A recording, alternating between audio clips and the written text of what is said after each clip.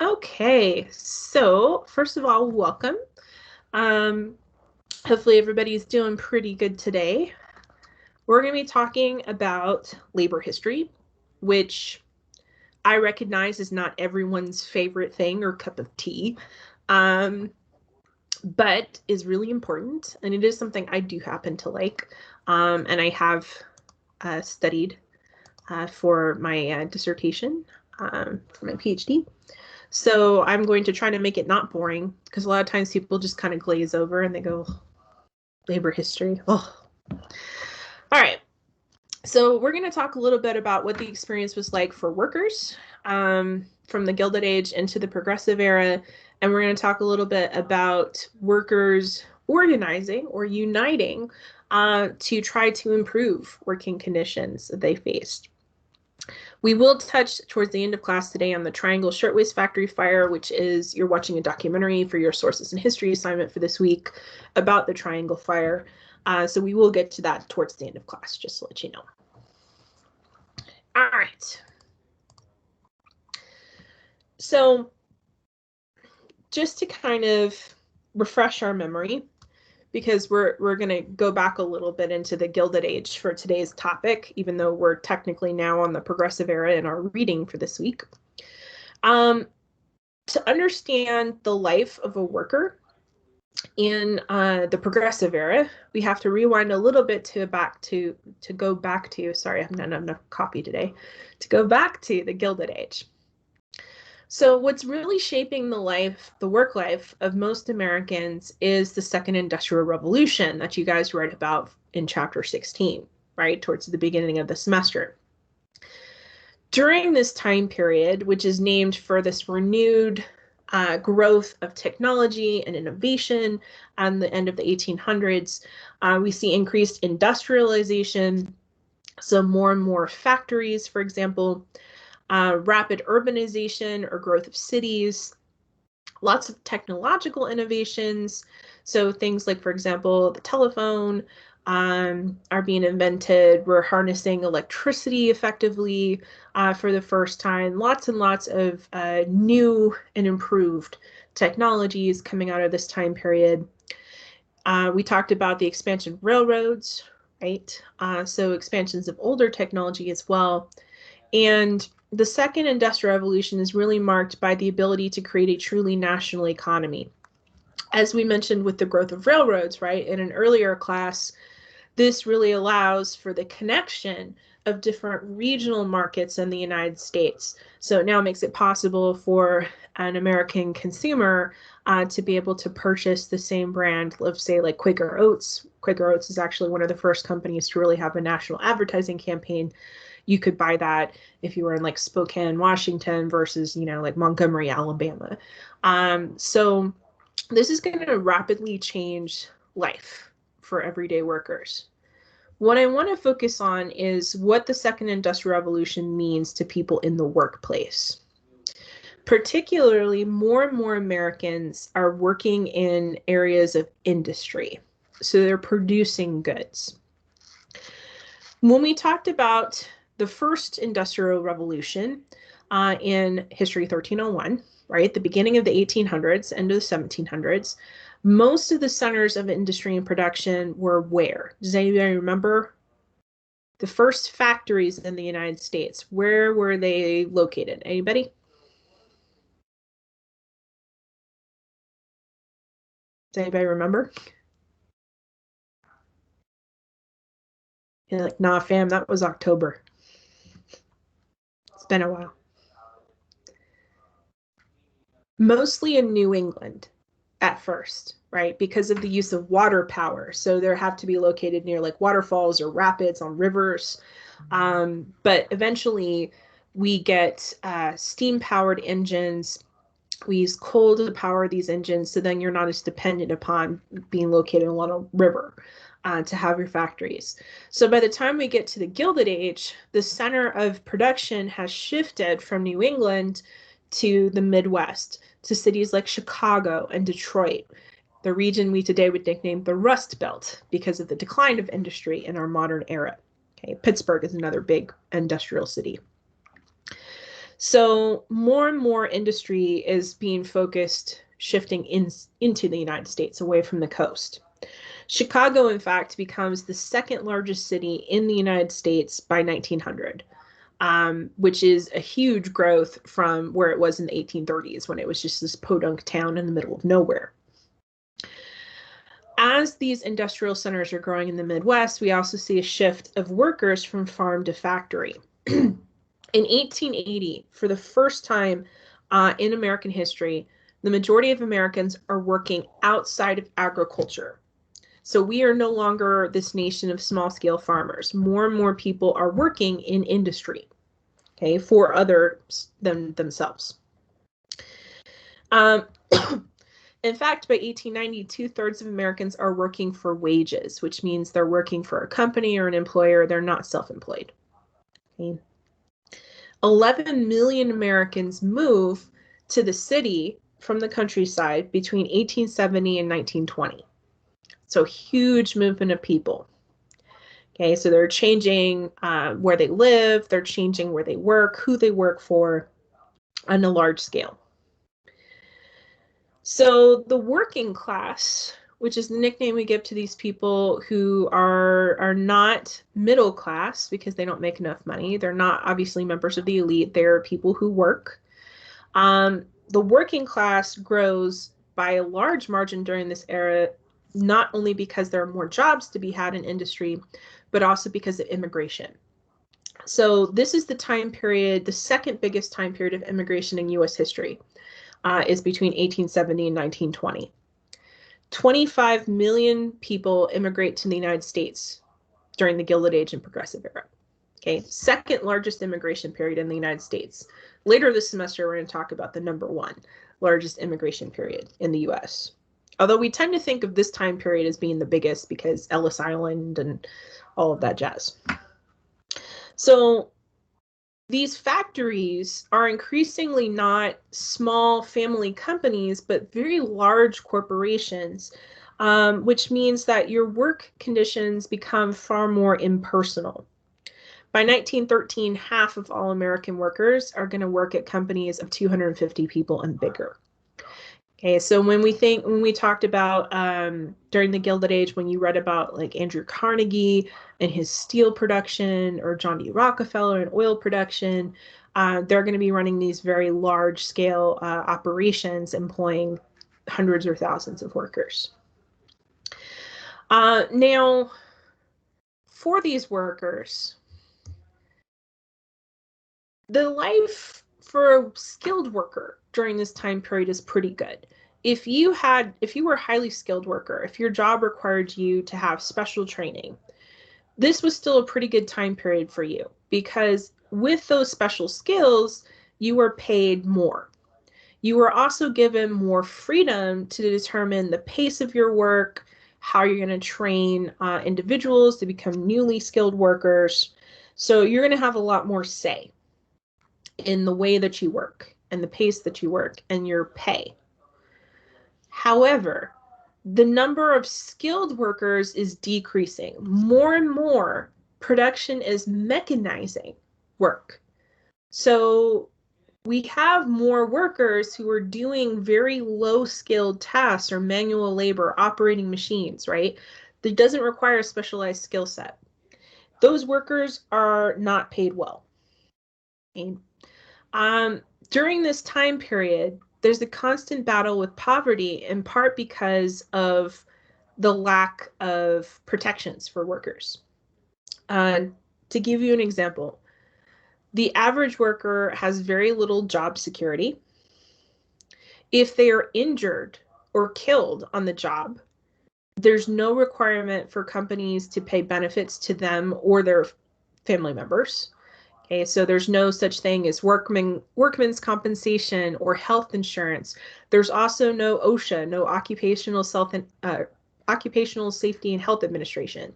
So there's no laws about workplace safety either. And in fact, many working conditions in factories are incredibly dangerous.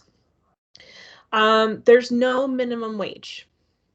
And in fact, companies aren't even required to pay their workers in cash. Many companies either paid their workers in product or in company cash, which basically was like a gift certificate that you could spend at the company store. So imagine that would be like today if you worked at Starbucks and you were paid in Starbucks gift cards, right? Great if you love coffee, not so good if you need to pay rent. And in fact, some workers also had to rent their housing from their bosses. And so that was another thing too.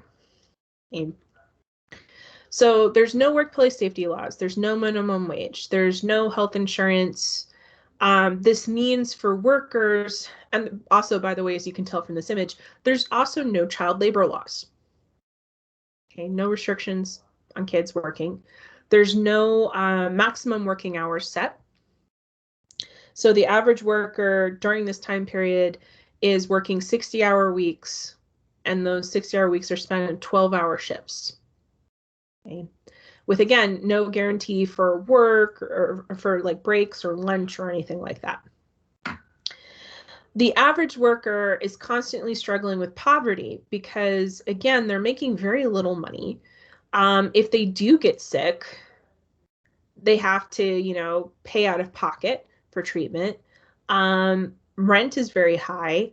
So many workers are really struggling to survive.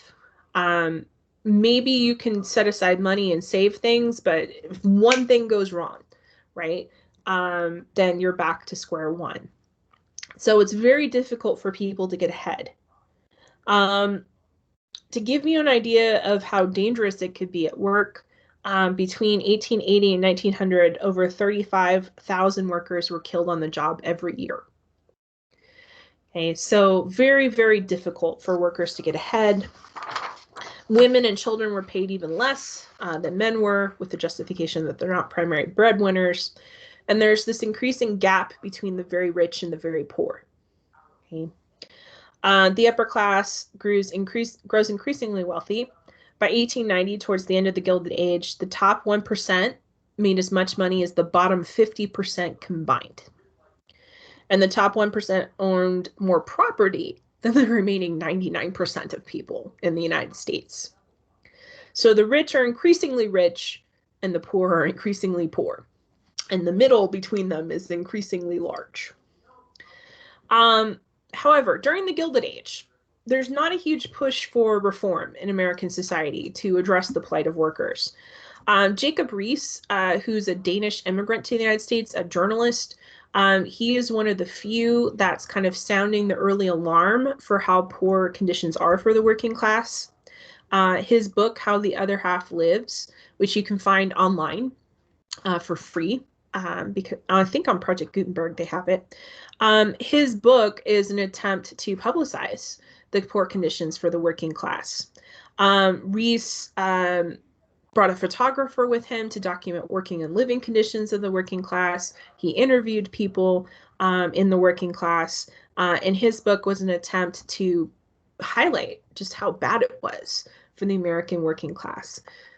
But he's about 10 years too early. Nobody is really taking him very seriously during this time period.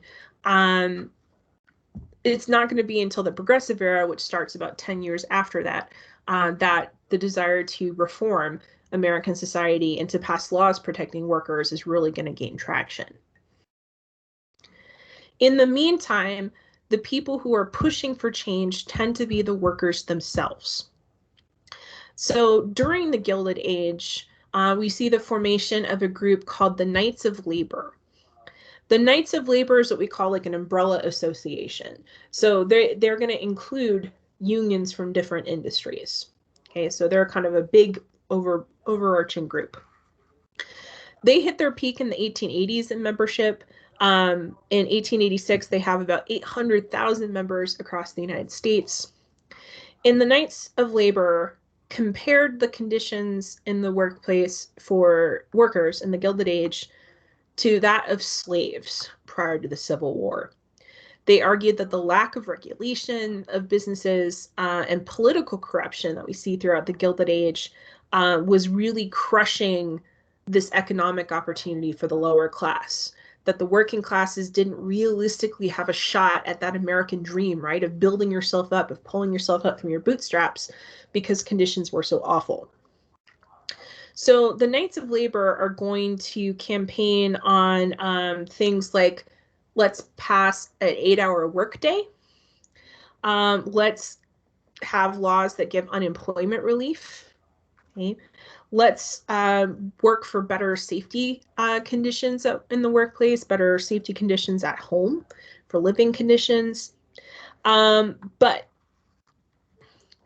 when state and local governments listened to organizations like the Knights of Labor, and they did try to pass these improvements, over and over again, these laws to help workers would get quashed down at the Supreme Court level.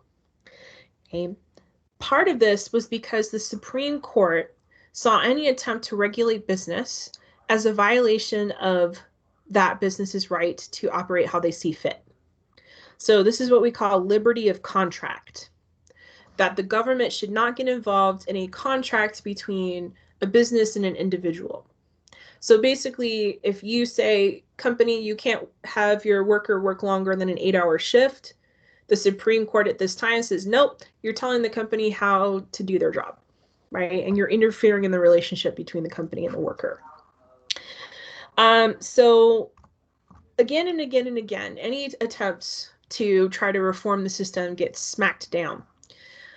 In Wabash v. Illinois, there was an attempt to help farmers by preventing railroads from price gouging and charging outrageous fees for farmers to ship their goods to market. That is turned down. The Supreme Court says the state of Illinois, which is where the case came out of, could not regulate rail transit because rails go across state lines. That meant it was the national government's job. The Sherman Antitrust Act, which had been passed on paper to break apart these mega monopolies that we saw during the Gilded Age, could not be applied to manufacturing companies, according to United States versus E.C. Knight. And in fact, the Sherman Antitrust Act is frequently used during this time period to try to break apart unions, particularly workers who try to go on strike. But probably the biggest example of this push against laws designed to help workers is Lochner v. New York, which has actually come up again in recent conversation in U.S. history. Lochner v. New York was a case out of New York, as the name implies, which was designed to regulate working conditions for bakers. It is real tough to be a baker. You spend a lot of time on your feet. The conditions are very hot and unpleasant, long hours. So New York had passed legislation which said that bakers should have maximum hours of 10 hours a day or 60-hour work weeks. The Supreme Court said no. You cannot stipulate working conditions and hours. Okay. Similarly to the Lochner case, they rule against a law that said that you could require non-union membership for hiring. They rule against a law that says you have to pay your workers in cash, not in company bucks or product.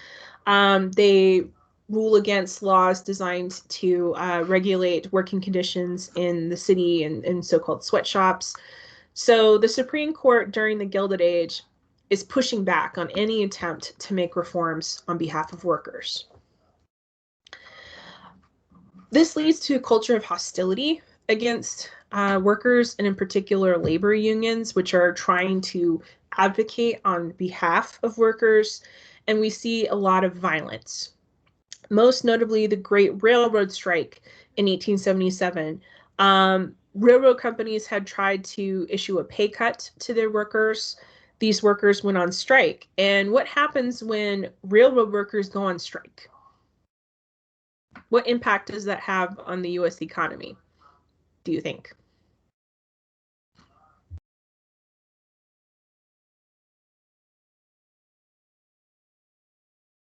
Railroad workers are refusing to go to work. Yes, Lavender.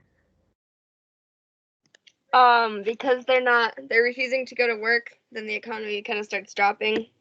And, yeah, because there's just not enough workers to supply for the need.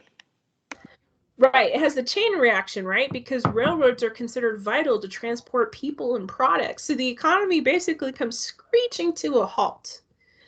When the Pennsylvania State Militia tries to force workers back to work in Pittsburgh, they end up killing 20 people in a violent confrontation with striking workers. In retaliation, the workers in Pittsburgh torched the rail yards and they caused millions of dollars in damage. And President Rutherford B. Hayes actually sends in the army to crush the railroad strike. Wasn't willing to send in the army to enforce Reconstruction, but he'll totally send in the army to, get workers back to work. The Haymarket Affair was also a very notable instance of violence. The McCormick plant in Chicago had faced a strike in 1885 when they slashed wages. Workers had battled with private police hired by McCormick when these workers went on strike. And they initially settled the strike. They agreed to capitulate to workers' demands. However, they started increasingly mechanizing the factory so they would need less workers who would potentially go on strike. And then they decided that they would not recognize the union and the right to exclusive union membership in 1886. So this launches another strike in which 4 workers are killed by Chicago police who are called in by the company against the strikers. On May 4th, workers hold a rally at Haymarket Square in Chicago to protest the killing of their colleagues. Someone launches a bomb in the crowd, killing a police officer and then resulting in the panicked police firing into the crowd. Police in Chicago used the bombing to justify rounding up labor union leaders. The state and local government paint workers as dangerous radicals and anarchists who are willing to use violence. 8 men were arrested and put on trial for the Haymarket bombing. 4 of them were hung. 1 committed suicide, and 3 would be in prison until 1893 when their sentences were commuted. 7 of these who were arrested were immigrants. One of them, sadly, one of the ones who was hung, was actually a veteran of the Confederate Army from Alabama who had moved to Chicago to escape persecution, not only for his religious views, but also for the fact that he had an African-American wife. The historical evidence suggests that none of these guys were guilty. We still don't know who, but we have enough evidence to say that these guys were innocent. Okay. So, sadly, Haymarket was not the last instance of violence used against striking workers. There are a number of incidents that your textbook talks about. One of the ones I want to mention is the Homestead strike involving our old friend, Andrew Carnegie. One of Andrew Carnegie's steel plants, the union had been trying to make working conditions better. Carnegie gets so fed up by the demands of the union that he declares that he will not employ any union workers at his factory. The union then launches a strike, and Andrew Carnegie, what was very common during this time was for companies that had workers striking, they would try to bring in non-union workers. We call those strike breakers, right? So the idea of a strike is to stop production, right? So if you're bringing in other workers that aren't part of the union, you're kind of diluting the power of the strike, right? Because production is still continuing. Carnegie and his underling Henry Clay Frick bring in 300 agents from the Pinkerton Detective Agency, which, contrary to its name, was like a private police force, security. They get into a battle with workers, and that ends up with 7 workers and 3 Pinkertons dead. And again, the Pennsylvania governor ends up sending in the militia to forcibly open the plant, and the strike ends in defeat for the workers. So you may have noticed in all of these cases, we have the involvement of either government entities like the local police department or the state militia or the army, or private forces like the Pinkertons coming in and carrying out violence against workers. Okay. This made labor unions very uncomfortable. The idea that we're engaging in violence at all, but especially violence both from the public government and the private government. They felt that they were being denied their right to peaceably protest working conditions. By the way, the site of the former Homestead plant and the strike is today a shopping mall, which was really weird for me to see when I was in Pittsburgh in 2019. All right. So when all of these violent strikes happen, especially the Haymarket bombing, there's this perception that workers are radical and willing to use violence. In particular, there are two political ideologies during this time that are attached to the working class, rightly or wrongly, that are seen as more extreme. And this is anarchy, or anarchism, and socialism. Okay. Anybody know what anarchism is? Want to take a stab at defining it? What does anarchism mean?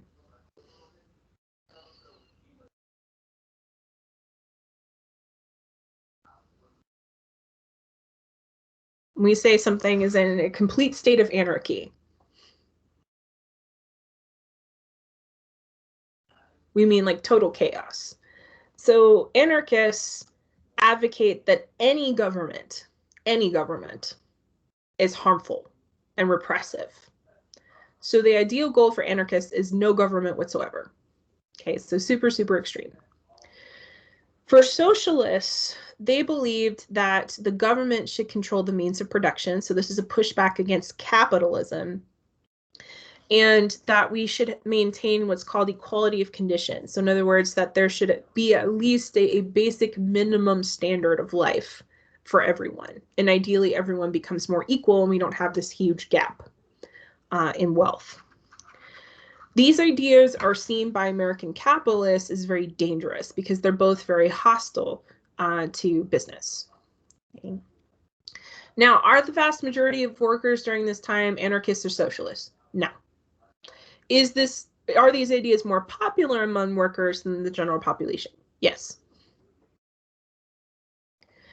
So when labor is being painted as radical and violent, the Knights of Labor basically disappears as an organization because, again, this association of labor unions is violent and extreme.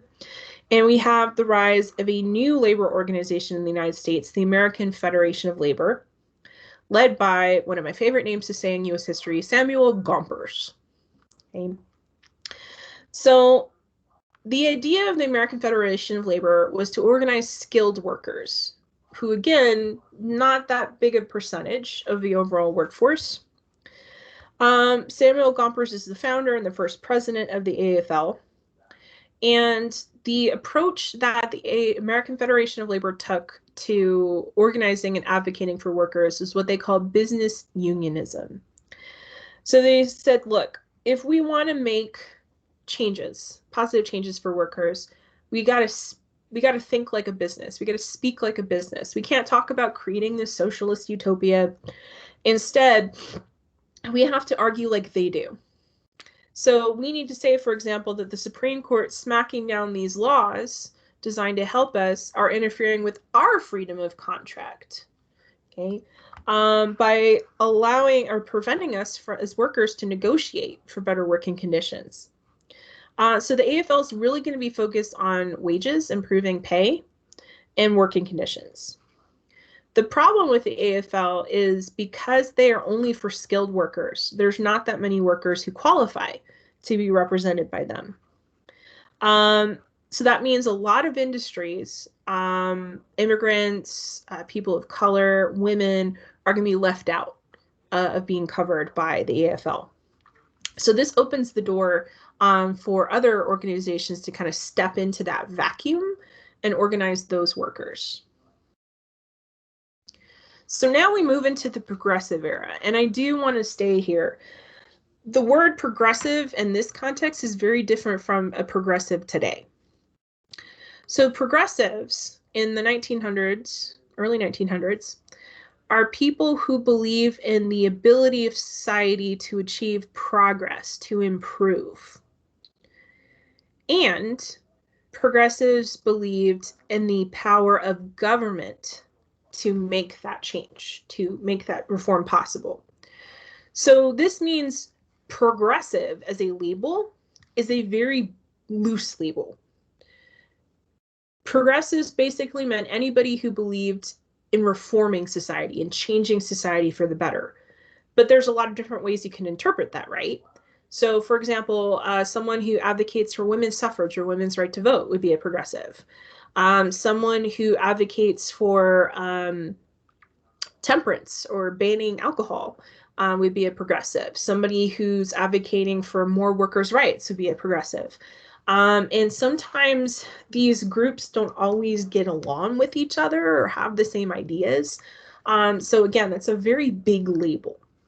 But they all believed that there were things about American society and government that we could change and that we had the power to change them. Okay, that's at the root of progressives, is wanting to make society better. How they defined better? Different depending upon different groups of progressives. So for the working class during the progressive era, there are a couple of different things that we're looking at. One is the standard of living for the working class. So finally, during the progressive era, the ideas of Jacob Riis that we really need to pay attention to the working class is taking hold. One of the areas where people felt like we could get the most reform was on payment, right? Giving people what's called a living wage, or paying them enough to be able to live at least a basic standard of comfort. Proponents of living wage not only comes from labor unions and workers themselves, but also within religious groups, particularly the Catholic Church. Because remember, a lot of these immigrants coming over, especially after 1890, were from Southern and Eastern Europe, places that had a lot of Catholics. And so a lot of the Catholic parishioners that these priests are having to administer to are from the working class. They are being affected by this lack of regulation. Father John A. Ryan, a Catholic priest, actually publishes a pamphlet called A Living Wage in 1906, in which he argues that all Americans as citizens should have a right to a standard basic wage. So basically, he's arguing for the concept of a minimum wage, right? With the idea that minimum wage should be enough to achieve a modestly comfortable standard of living, that it should be enough for you to keep a roof over your head and feed your family, right? You may not have like fancy frills, but the idea is you shouldn't starve. Ryan and other religious individuals criticized capitalism as lacking morals and ethics, right? That if it was for the benefit of society as a whole, that we should be more comfortable regulating businesses. There's also this tie to consumerism, because it's during the progressive era that we start to see the rise of mass consumption among some social classes in the United States, particularly the middle and upper class, are buying all kinds of things. This is not really accessible to the lower classes at this time. We're going to talk more about consumerism when we get to the 1920s. Okay. But there's also this idea that if we give the working class, at least this basic minimum wage, we can make them into consumers, right? If they don't have money, they can't spend money. If we give them money, right, if we pay them more money, then they'll be able to buy more stuff. So there's also that argument too. So pay is a big focus, right? Increasing pay so workers aren't struggling with poverty as much. But we also have this notion of industrial freedom. During the progressive era, Frederick Taylor introduces this concept known as scientific management. So the idea is that scientific management is designed to optimize production. The theory is that you can study, right, your workers, what's going on in your factories, and you can streamline and maximize efficiency. Now, and maximize efficiencies for companies mean what? If you make production as efficient as possible, what does that do for you?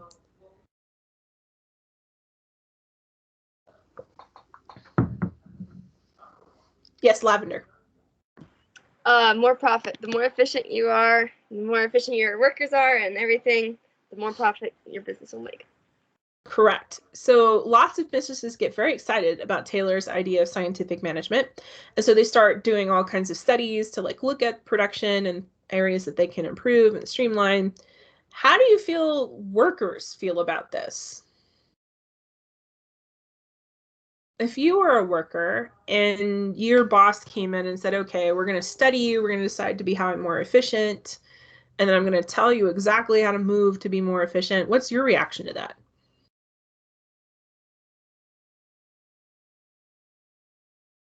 Does anybody enjoy being stared at? Yes, Lavender. No, no one likes being stared at, so they'd probably just be rather upset for being like a science experiment. I don't know. Yeah. They basically feel like lab rats. They don't feel like independent human beings, right? They feel like literally they're expected to be machines. Okay. So workers don't like this.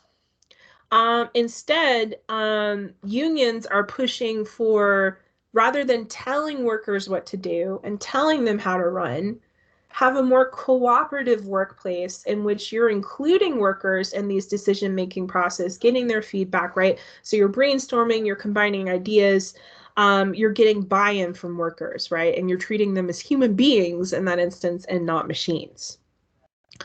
So that's one thing that unions are putting. They're also making the argument, and remember, at this time, a lot of the workforce are immigrants.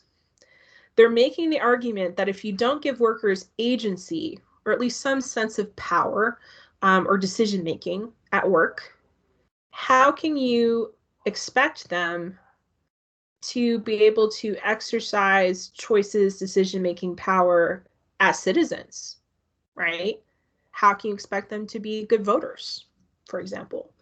So that they argued that this was kind of squashing civic development too. So they really push for businesses to involve workers in this process of how companies were running, which you might imagine did not go over very well. So by the time we get to the progressive era, socialism is becoming increasingly popular as a political idea, to the point where the Socialist Party forms in the United States in 1901. So the Socialist Party becomes a minor political party, and they're pushing for things like improved working conditions, free college education, which we're still talking about more than 100 years later, and for them, government control over big business and industry to try to get a handle on things like poor working conditions. By 1912, there are about 150,000 Americans who are members of this party. And the Socialist Party is most popular amongst urban immigrants who are working at factories, rural areas where the Socialist Party picks up a lot of populists. Okay, you read about the populists in your textbook. And also in Western mining towns, which miners also tended to belong to unions. Eugene Debs is the leader of the American Socialist Party. He himself had started as a union leader. He spends the progressive era touring the nation, spreading the message of the Socialist Party and trying to kind of unite all of these different groups of people under the socialist banner.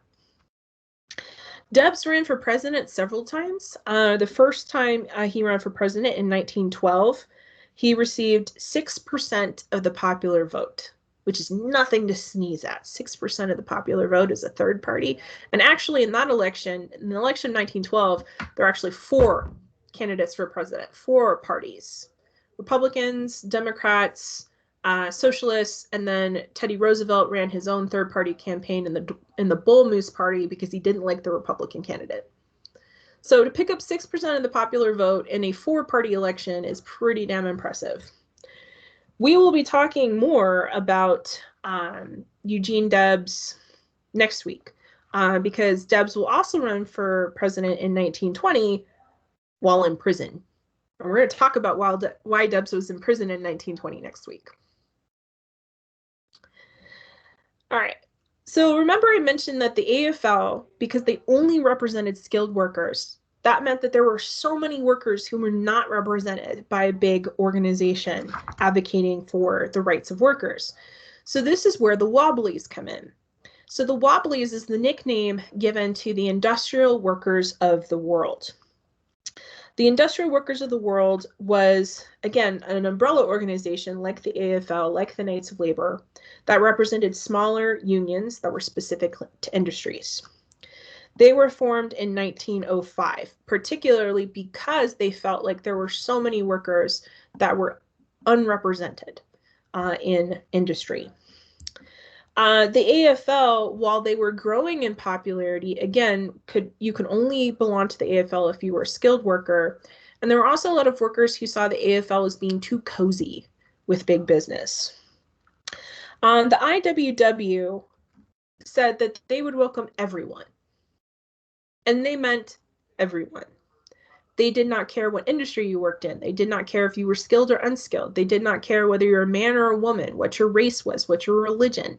They accepted everybody because they believed that only by working together could we really achieve any kinds of reform or success.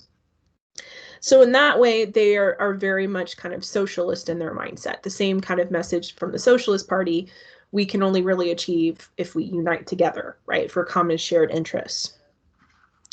So the IWW is very different because prior to this, unions had been very much against allowing women or minorities, whether religious, racial, or ethnic minorities, and IWW said basically we'll take anybody. The first leader of the IWW is William Big Bill Haywood, and the IWW tends to organize workers in smaller unions who need help. So the idea is if workers are going on strike at their workplace, they could call in the IWW to help them organize the strike and to manage the logistics and to help negotiate with the company. So during this time in the Progressive Era, this is where we have a turning point in change in support of workers. One of the most tragic events of the Progressive Era that really starts to change public opinion about regulating workplaces is the Triangle Shirtwaist Factory fire that, again, you're watching a documentary about for your sources in history this week. So I won't talk about it too much because you're watching that documentary. But the fire that kills 146 people, many of whom were trapped in the building because management locked the doors, because they didn't like women taking unauthorized bathroom breaks. Many women also jumped to their death, as you see here, the bodies of women who tried to jump out of the building to escape the fire. They jumped to their death because there were no workplace safety regulations. For example, fire escapes only went up to like the 6th floor.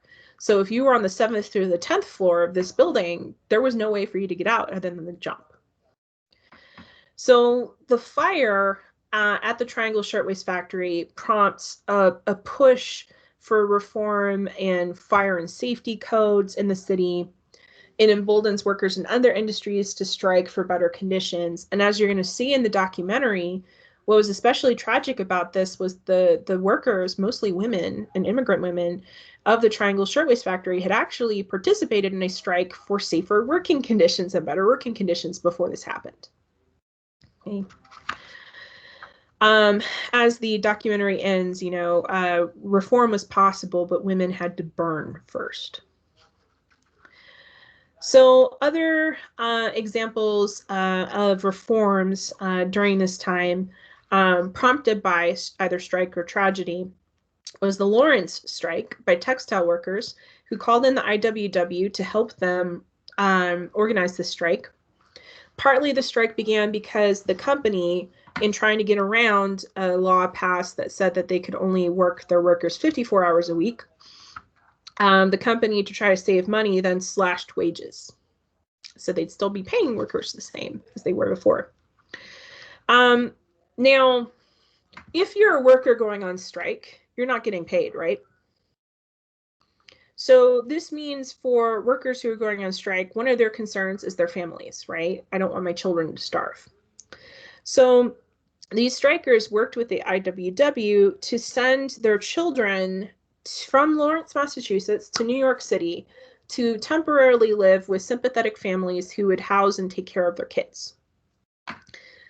This becomes a PR nightmare for the company and for the city of Lawrence, because when these parents go to the train station to drop off their kids to go make this journey to New York, police officers try to stop them by clubbing these poor mothers for trying to take their kids to safety.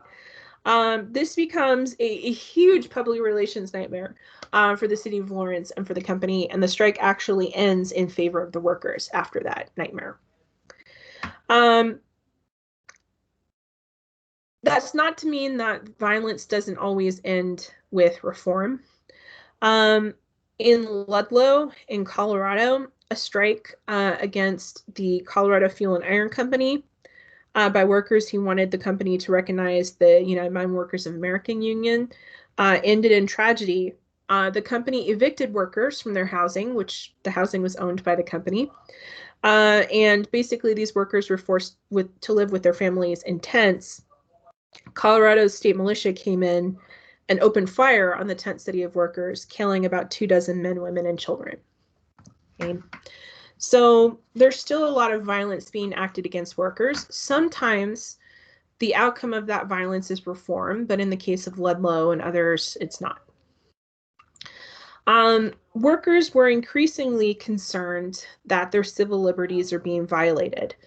As companies were trying to limit the power of unions to push for reform, some state and local governments passed laws designed to restrict the right of free speech or assembly by these workers and unions. And activists like Mary Mother Jones, who the Mother Jones website is named after, argued that, look, I get if you don't like workers. I get if you're a capitalist, right, or a member of the middle class and you don't understand these arguments. However, if they're restricting our freedom of speech or our ability to gather and assemble, what's to keep them from coming for you? So in other words, even if you disagree with us, you ought to be really afraid at this desire to take away your constitutionally protected rights. Okay. So this is going to introduce a level of conversation about civil rights, especially the importance of the First Amendment, that's going to continue into World War I, which is at the tail end of the Progressive Era.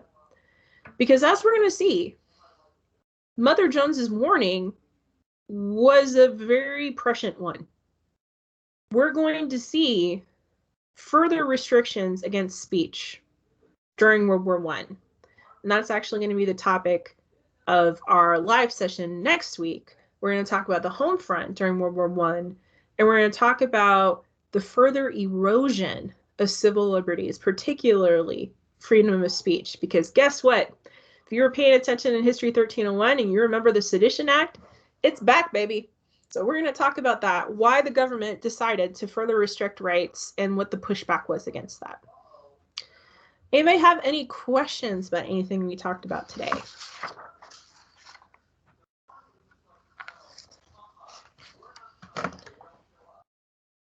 All right, I'm going to go ahead and stop recording. Thank you guys for attending today.